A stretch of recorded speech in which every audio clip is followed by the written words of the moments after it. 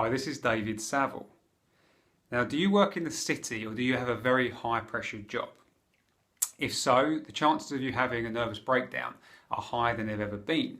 There was an article in the Telegraph a little while ago called Bankers on the Brink, and it was just showing how the stress levels in the city have got so high that they've actually created a psychotherapy unit at the Priory in the city to cope with it.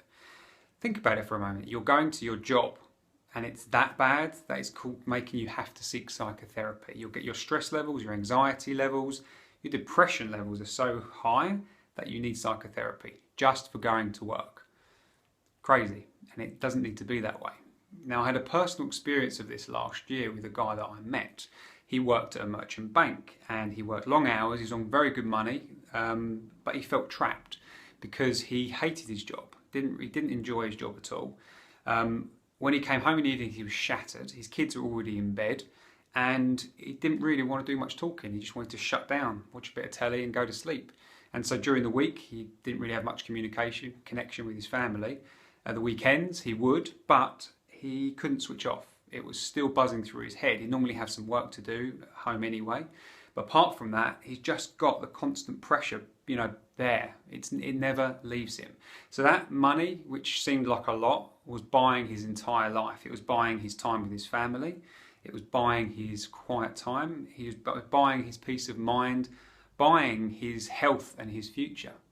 Now, that evening, I was just trying to find out if there's anything else he could do, because if he hated it that much, I always think you've got to do something different, right? There's no rocket science to it. You don't like it, change it.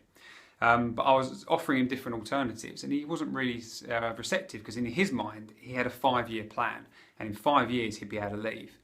But that's 5 years of this constant pressure. That's a long time.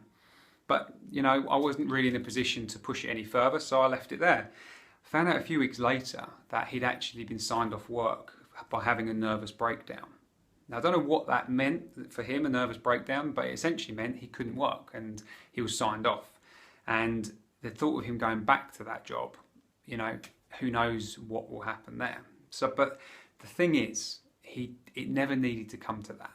All he had to do was look for the choices in what he was doing, and it would have changed it, because a nervous breakdown, or a midlife crisis for that matter, are caused by a fixed mindset, thinking this is what life has to be, and then living in that. It's like you're trying to force yourself. You're forcing yourself to do something you don't want to do, and of course it's stressful. So how is this applicable to you right now? Pick the thing that is the most stressful. What is the most stressful situation you are experiencing in your work and your life at the moment? Choose it and then come up with 10 things that you can do differently to change it. 10 things. Now, they can be things that are a little bit on the periphery, a little bit out there. Don't have to be logical things. Just create 10 options that you can try. Because also, when you go beyond what's possible, sometimes you find a happy place in the middle that actually you would never have thought of if you didn't go to that ridiculous place first. So it's really useful to be creative with it.